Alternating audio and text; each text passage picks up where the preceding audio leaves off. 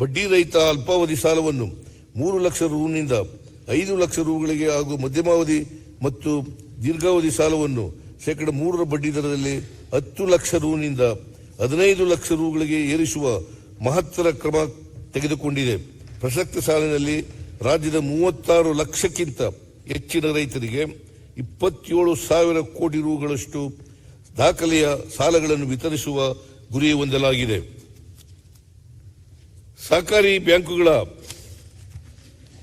ಆರ್ಥಿಕ ಸ್ಥಿರತೆಯನ್ನು ಕಾಪಾಡಲು ಈ ಕೆಳಕಂಡ ಕ್ರಮಗಳನ್ನು ಕೈಗೊಳ್ಳಲಾಗುವುದು. ನಮ್ಮ ಸರ್ಕಾರದ ಇಂದಿನ ಅವಧಿಯಲ್ಲಿ 50,000 ರುವರೆಗಿನ ರೈತರ ಬೆಳೆ ಸಾಲ ಮನ್ನಾ ಯೋಜನೆಯಡಿ 21 ಲಕ್ಷ ರೈತರಿಗೆ 7,06,031 ಕೋಟಿ ರೂಪಾಯಿ ಬೆಳೆ ಸಾಲ ಮನ್ನಾ ಮಾಡಲಾಗಿತ್ತು. ಈ ಯೋಜನೆಯಡಿಯಲ್ಲಿ ಡಿಸಿಸಿ ಬ್ಯಾಂಕ್ಗಳಿಗೆ ಸುಮಾರು 132 ಕೋಟಿ ರು ಬಿಡುಗಡೆಯಾಗದ ಪರಿಣಾಮವಾಗಿ ಬ್ಯಾಂಕುಗಳು ಆರ್ಥಿಕ ಸಂಕಷ್ಟಕ್ಕೆ ಒಳಗಾಗಬೇಕಾಯಿತು. ಆದ್ದರಿಂದ ಡಿಸಿಸಿ ಬ್ಯಾಂಕ್ಗಳಿಗೆ ಬಾಕಿ ಇರುವ 132 ಕೋಟಿ ರು ಮೊತ್ತವನ್ನು ಬಿಡುಗಡೆ ಮಾಡಲು ನಿರ್ಧರಿಸಲಾಗಿದೆ.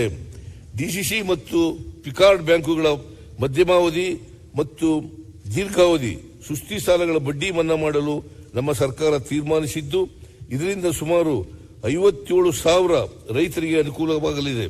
ಇದರಿಂದ ಡಿಸಿಸಿ ಪಿಕಾರ್ಡ್ ಬ್ಯಾಂಕ್ಗಳಿಗೆ 496 ಕೋಟಿ ರುಗಳಷ್ಟು ಸಾಲ ಮರುಪಾವತಿಯಾಗುವ ನಿರೀಕ್ಷೆ ಇರುವುದರಿಂದ ಬ್ಯಾಂಕುಗಳ ಆರ್ಥಿಕ ಪರಿಸ್ಥಿತಿಯಲ್ಲಿ ಗಣನೀಯ ಸುಧಾರಣೆಯಾಗಲಿದೆ.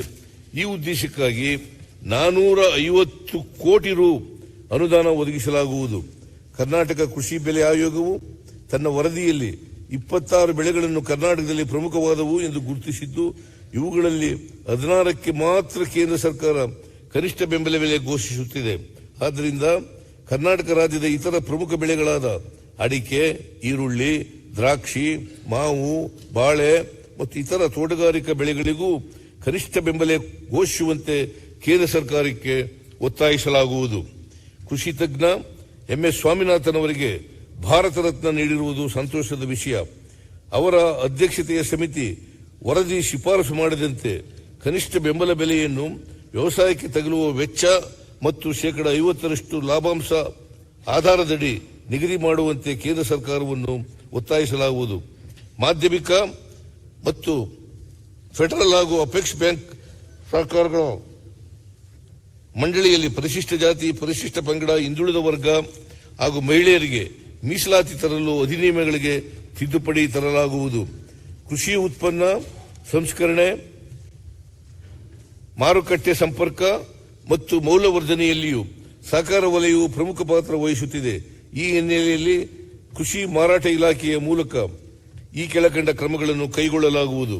ಯಲಬುರ್ಗಾ, ಬಸವನಬಾಗೇವಾಡಿ, ರಾಣೆಬೆನ್ನೂರು, ಬಳ್ಳಾರಿ ಹಾಗೂ ಗದಗ ಕೃಷಿ ಉತ್ಪನ್ನ ಮಾರುಕಟ್ಟೆ ಸಮಿತಿಗಳಲ್ಲಿ ಒಟ್ಟು 50 ಕೋಟಿ ರು ವೆಚ್ಚದಲ್ಲಿ ಹಾಗೂ ರಾಯಚೂರು ಮತ್ತು ಮೈಸೂರಲ್ಲಿ ತಲಾ 40 ಕೋಟಿ ರು ವೆಚ್ಚದಲ್ಲಿ ಶೀತಲ ಗೃಹಗಳನ್ನು ನಿರ್ಮಿಸಲಾಗುವುದು. ರಾಯಚೂರಿನಲ್ಲಿ ಸುಸಜ್ಜಿತ ಒಣಮೆಣಸಿನಕಾಯಿ ಮಾರುಕಟ್ಟೆಯನ್ನು ಅಂದಾಜು 25 ಕೋಟಿ ರು ವೆಚ್ಚದಲ್ಲಿ ಸ್ಥಾಪಿಸಲಾಗುವುದು. ಜಿ ಕನ್ನಡ ನ್ಯೂಸ್ ಈಗ ನಿಮ್ಮ ಮನೆಯಲ್ಲೇ ನೋಡಿ. ಎಲ್ಲ ಕೇಬಲ್ಗಳಲ್ಲಿ ಈಗ ಲಭ್ಯ. Sun Direct 292, Jio TV 1334, U digital 162, City cable 51, GTPL 17, Abhishek cables 821, Rockline telecommunication 51, Shri Basaveshwara number 60, Vinayaka digital number 53, In digital number 896ರಲ್ಲಿ. ನಿಮ್ಮಿಸ್ತದ ಜಿ ಕನ್ನಡ ನ್ಯೂಸ್ ನೋಡಿ ಆನಂದಿಸಿ.